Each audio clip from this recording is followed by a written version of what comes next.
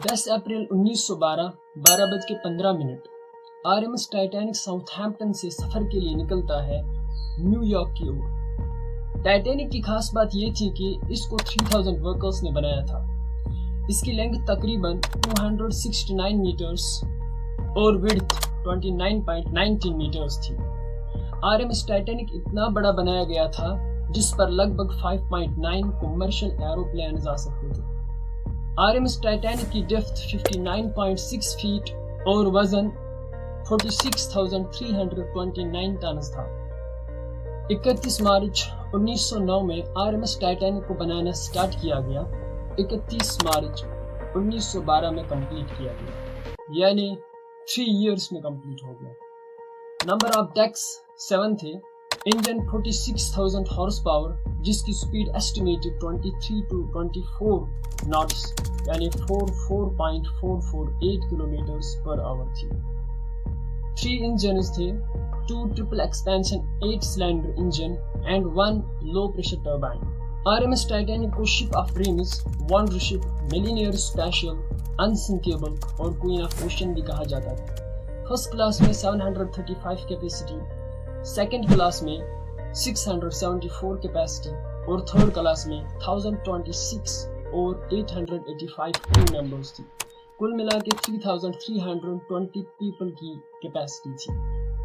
Titanic के इस सफर में 2240 पीपल थे, जिसमें से 1503 की डेथ हो गई और 737 बच गए। आरएमएस टाइटैनिक में लग्जरी कैबिन्स में लग्जरी बेड्स, एक gymnasium, grand staircase, reading and writing rooms, luxury swimming pool, squash court और एक टर्किश बाथ था। उस टाइम टाइटैनिक की कॉस्ट 7.5 मिलियन हुई थी। इन्फ्लेशन के हिसाब से आज के दौर में $400 मिलियन है। जिस कंपनी ने टाइटैनिक को बनाया उसका नाम व्हाइट स्टार लाइन्स है, जिसका प्रेसिडेंट फिलिप फ्रैंकलिन ने अनाउंस किया था कि we place absolute confidence in the Titanic, we believe the boat is unsinkable. कभी न डूबने वाली जहाज, क्योंकि इसमें 2 मेजर सेफ्टीज का ध्यान रखा गया था। नंबर 1, इसको फ्रंट से डबल बॉटम हल बनाया गया था। अगर एक कवर डैमेज हो जाता, दूसरा कवर जहाज को सेफ बनाता था। नंबर 2, इसके अलग अलग 16 वाटर टाइट कंपार्टमेंट्स थे और इसको ऐसे डिजाइन किया गया था कि अगर 4 कंपार्टमेंट्स भी पानी से फिल हो जाते फिर भी टाइटैनिक सेफ था। 14 अप्रैल 1912 में 7 वार्निंग्स मिलती है टाइटैनिक को कि ध्यान से चलना, इस समंदर में बहुत सारे फ्लोटिंग आइसबर्ग्स हैं। सबसे पहले स्टीम शिप के एसएस मिजिबा ने वार्न किया।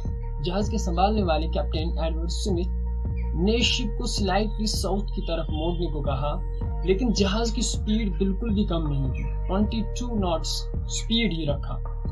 14 अप्रैल 1912 रात का टाइम था, अंधेरा था क्योंकि चांद बाहर नहीं आया था। जहाज के ऊपर एक ऑब्जर्वेटरी टावर होता है जिसको क्रूज नेस्ट भी कहा जाता है, जिस पर फ्रेडरिक फ्लीट और उसके साथी रेगिनाल्ड ली थे, ताकि वो वॉच आउट करे कि कहीं जहाज के सामने से कोई बैरियर, ऑब्स्ट्रक्शन या ट्रैफिक तो नहीं आ रही। ठंड बहुत थी, -2 डिग्री सेल्सियस, जिस वजह से क्रूज नेस्ट में फ्रेडरिक फ्लीट और उसके साथी को बहुत सारी मुश्किलात हुई। रात के 11:39 फ्रेडरिक सामने से एक आइसबर्ग देखते हैं। उसने फर्स्ट ऑफिसर इंचार्ज विलियम मुर्डॉक को इन्फॉर्म किया लेफ्ट टर्न करने के लिए।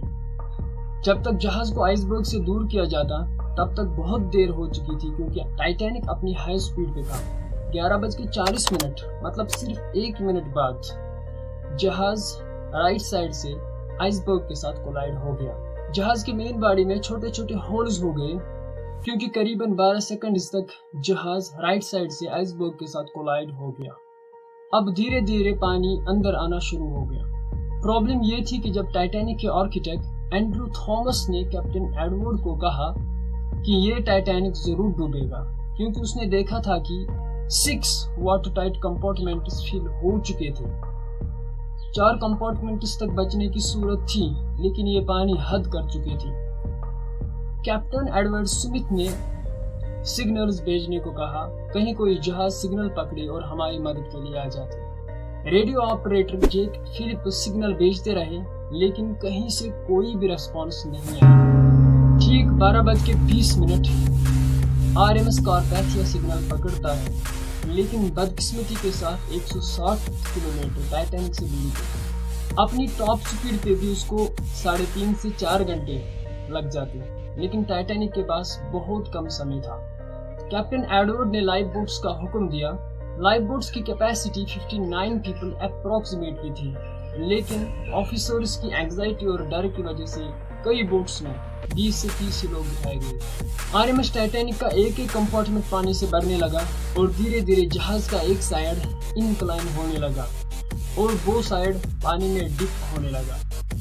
जब सामने से जहाज भारी हो गया तो ये डूबने लगा और जहाज का पिछला हिस्सा ऊपर आने लगा और लोगों को रियलाइज हो गया कि ये टाइटैनिक जरूर डूब रहा है। ठीक 2:20 प्रेशर की वजह से जहाज 2 टुकड़ों में टूट गया और धीरे धीरे पानी के अंदर चला गया। कुछ लोग लाइफ बोट्स के सफिशिएंट न होने की वजह से डूब गए और कुछ लोग पानी में तैरते तैरते -2 डिग्री सेल्सियस में हाइपोथर्मिया यानी ठंड की वजह से डूब गए। आरएमएस कारपैथिया 3:30 पे उस इंसिडेंट की जगह पहुंच रहे हैं, लेकिन तब तक बहुत देर हो चुकी थी। कुछ लोगों को आरएमएस कारपैथिया ने बचाया, जो लोग लाइफ बोट्स में ऑलरेडी बैठ चुके थे। एसएस कैलिफोर्निया शिप टाइटैनिक से सिर्फ 37 किलोमीटर दूरी पे था। टाइटैनिक के डूबने से 1 घंटा पहले एसएस कैलिफोर्निया ने सिग्नल भेजा था कि ध्यान से चलना, यहाँ बहुत सारे आइसबर्ग्स हैं। ठीक 11:15 एसएस कैलिफोर्निया ने अपना रेडियो बंद किया था ताकि कोई डिस्टर्ब ना करे और वहीं पे रात तक रुकने और स्टे करने का सोचा।